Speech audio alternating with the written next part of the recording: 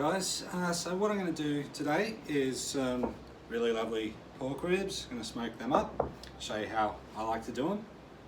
First of all, you got to make yourself a spice rub, or you can buy one, it's up to you. I just like to make my own. So in that I have, I've got some chili powder, cumin, paprika, salt, pepper, some fennel, a few other bits and pieces. So you just want to give that a mix up, just whatever spices you like that generally go with pork. So it's up to you, but you can, as I said, you can buy your own pre-made rub. I just like to make my own. In there we've got some brown sugar. Mix that all in, give it a good whisk in. Probably do a better job than what I'm doing right now, but anyways, that's basically how you make a rub for pork ribs.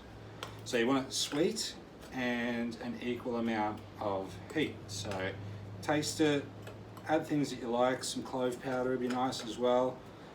If you think about whatever goes nice on a Christmas ham, same sort of spice mixes, or a pulled pork, anything like that.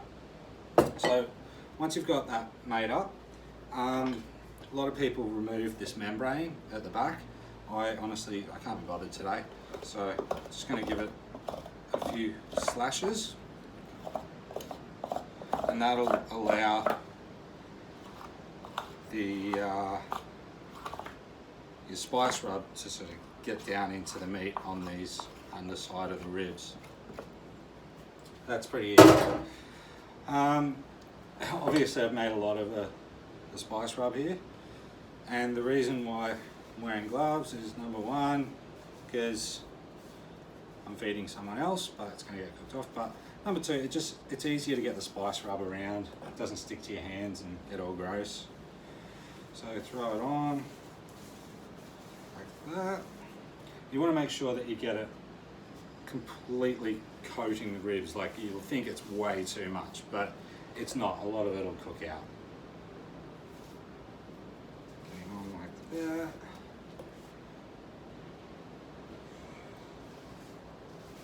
So on one side, flip them over. This is the good meaty side.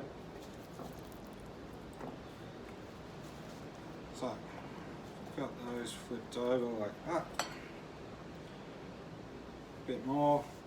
A lot of people that I've cooked ribs for, they ask me how long I marinate them for. I don't. It's simply a spice rub like this, then you put them on the smoker, and then you want to glaze them at the end, but I'll show you how to do that later, and that gives it that sort of sticky, shiny kind of look. But for now, all you want to do is get a rub on there that's dry. You don't want to add any moisture at this point in time, because it'll stop the smoke from penetrating down into the meat. So you can see there, except for that little corner, there we go. I've got those guys completely covered in my spice rub with the sugar. You always need sugar with ribs. I don't care what anyone says. Everyone will have their own different recipes on how they do this. This is just how I like to do it. The other thing I like to do is in the smoker, I like to hang them. So get yourself some little hook guys like this, and just whack them through. And you want the thicker side at the bottom, so in the side at the top, and you can let it sort of just flop over itself like that. Pretty easy. There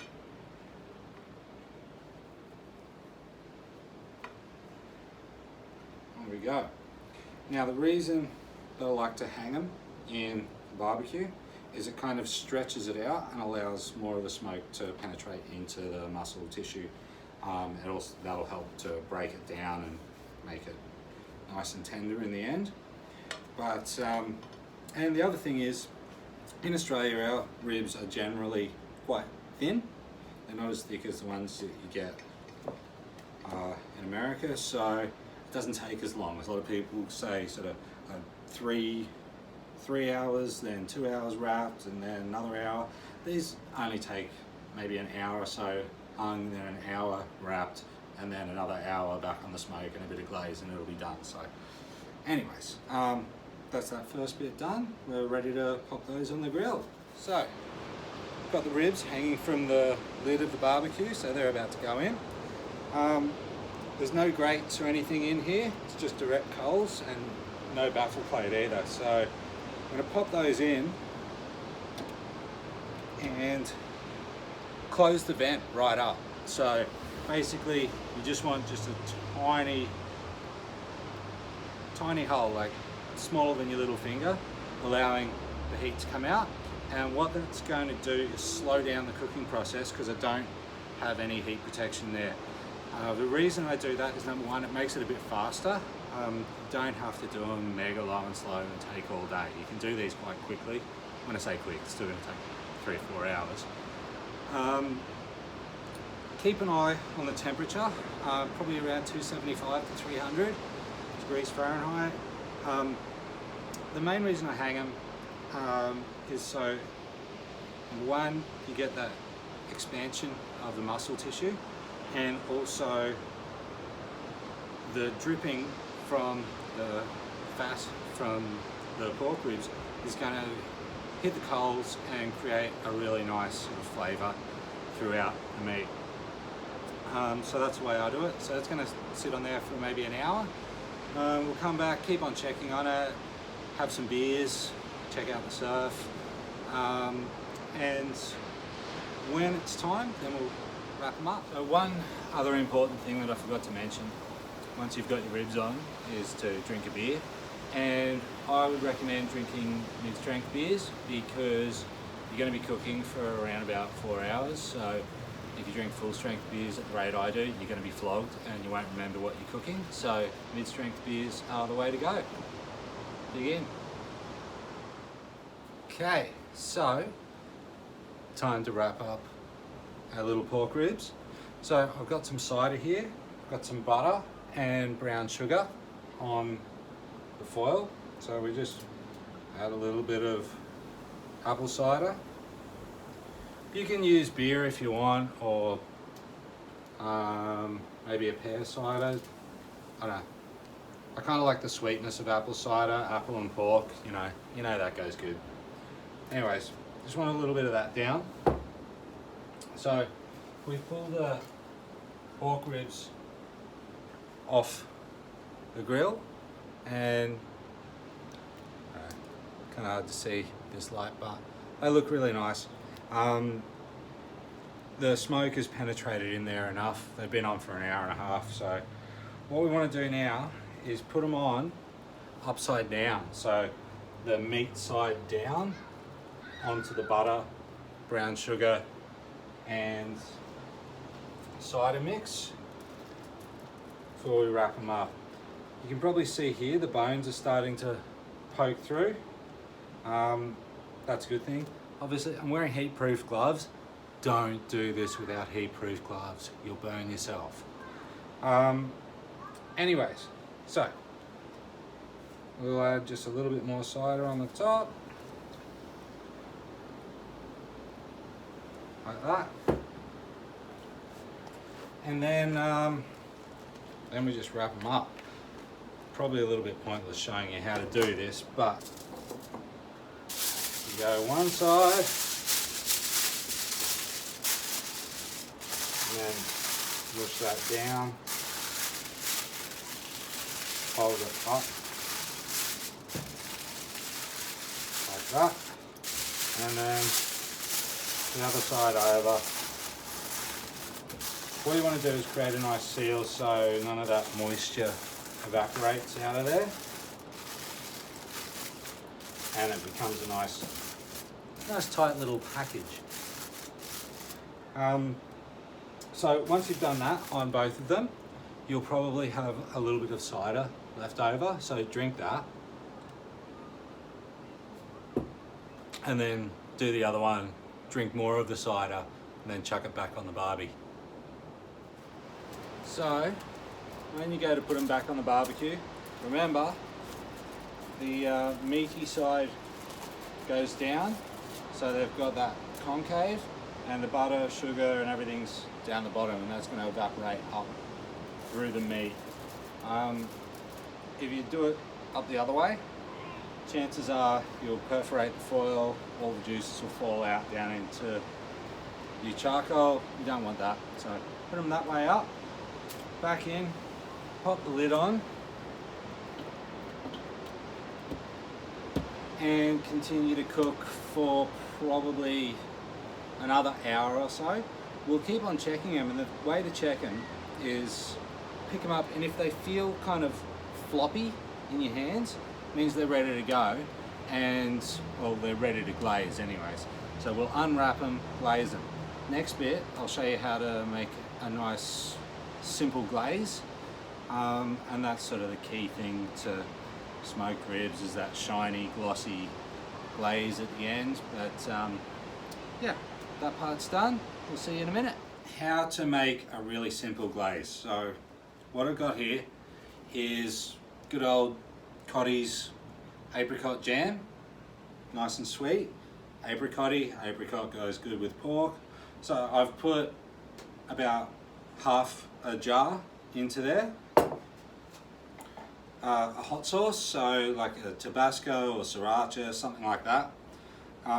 Few glugs, as many glugs as you like. If you like it hot, add more. I like to balance out the heat and the sweet, so you taste it as you go.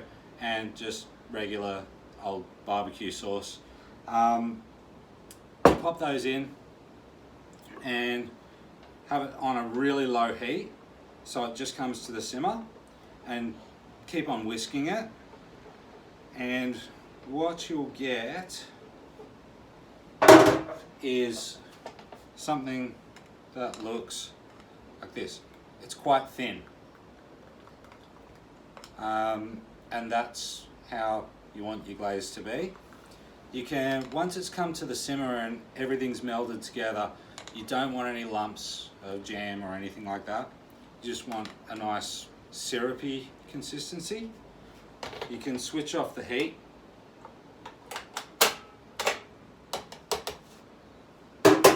and just wait for your ribs to be ready. Have some more beers. That's good.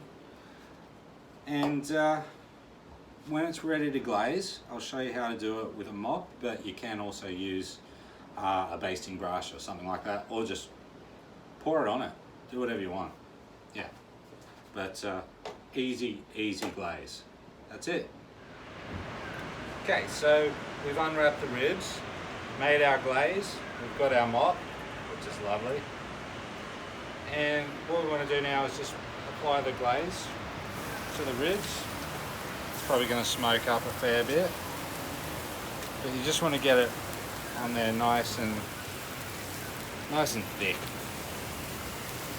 You can already see how nice and glossy that's going.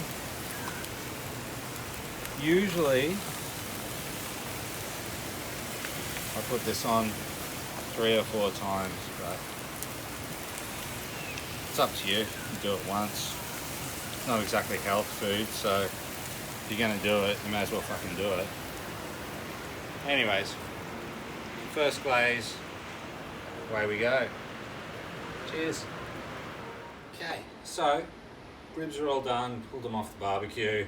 The glaze is all done nicely.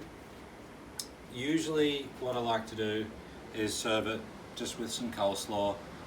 You can add some pickles or some onion rings. Onion rings would be nice.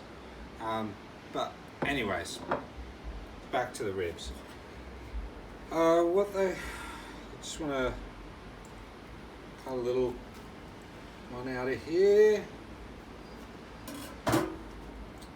And that's how they should look, nice and soft.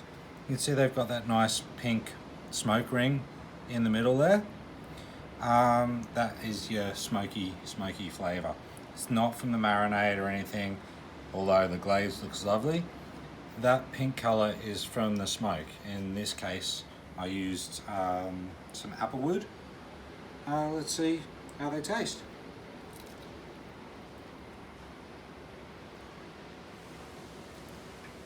Really beautiful. Almost candy on the outside, smoky and beautiful on the inside. Still has a nice texture and bite. You don't want the bones to slide straight out because that'd be pulled pork. You may as well do pulled pork. This is just ribs. Beautiful. You can either slice them up or just put a whole rack on the slice of your plate like that. And that's going to be fantastic. People are going to love you. Way to go. Get into it.